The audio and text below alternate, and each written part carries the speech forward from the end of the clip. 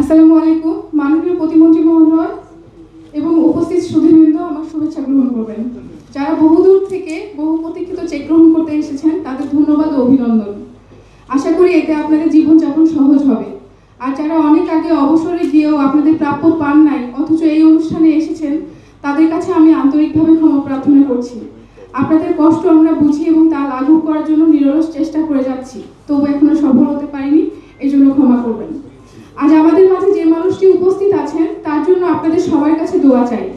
উনি অসাধারণ বুদ্ধিদীপ্ত এবং দারুণ মানবিক একজন মানুষ, পাশাপাশি সুযোগ্য একজন নেতাও। তিনি যে কোনো সমস্যা তিনি নিজ উদ্যোগে এবং অসাধারণ দক্ষতায় সমাধান করেন। তার নির্দেশনা ও নিরলস প্রচেষ্টায় বিটিভি টিআরপি ইদানিং রেকর্ড ছাড়িয়েছে। পুরো জাতি বিশ্বকাপ ফুটবলের উন্মাদনায় স্বাধীন হতে পেরেছে মাননীয় প্রতিমন্ত্রী স্যারের অসাধারণ উদ্যোগে। স্যারের এই উদ্যোগের জন্য পুরো তথ্য সম্প্রচারের মন্ত্রণালয়ের সাথে আমরাও গর্বিত। স্যার আমাদের আন্তরিক ধন্যবাদ গ্রহণ করবেন। শুনেছি মাননীয় প্রতিমন্ত্রী স্যার পৃথিবীর অনেক মানুষের পাওনা মিটিয়েছেন খুব অল্প সময়ে। আজ এখানে যারা চেক গ্রহণ করতে এসেছেন তাদের মতো আমাদের আরো 49 জন মানুষ সিরিয়ালে রয়েছেন যারা এখন তাদের প্রাপ্য পাওনা পান নাই। অনেকে আবার এই পাওনা টাকার অপেক্ষায় থাকতে থাকতে রোগে ভুগে বিনা চিকিৎসায় মারাও গেছেন। স্যার, আজ আমরা আমাদের প্রতিষ্ঠানে এই মানুষগুলো ভোগান্তি শীঘ্রই যাতে শেষ হয় সেই আশাটুকু আপনার কাছে চাই। স্যার, আমরা জানি আমাদের বর্তমান সরকার আমাদের প্রান্তীয় মাননীয় প্রধানমন্ত্রী চেষ্টা করছেন একটা ধ্বংসপ্রাপ্য অর্থনীতির দেশকে টেনে তুলতে। আর্থিক অপব্যয় কমিয়ে এবং নিজেদের কর্মদক্ষতা বাড়িয়ে আমরা বিএফপিসি পরিবারও আপনাদের সাথে দেশকে এগিয়ে নিয়ে সেই যুদ্ধে সামিল হতে চাই।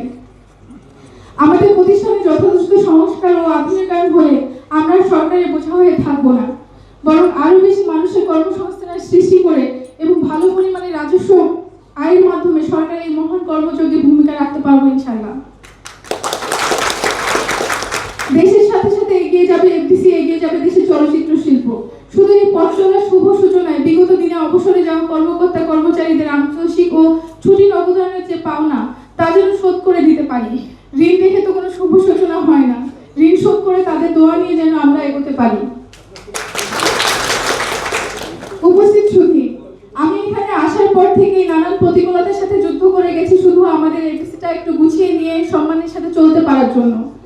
আজ আমরা এফডিসি পরিবার নিজেদের গুছিয়ে নিয়েছি যথাসামান্য সংস্কার ও যোগ্যতা প্রমাণের মধ্য দিয়ে।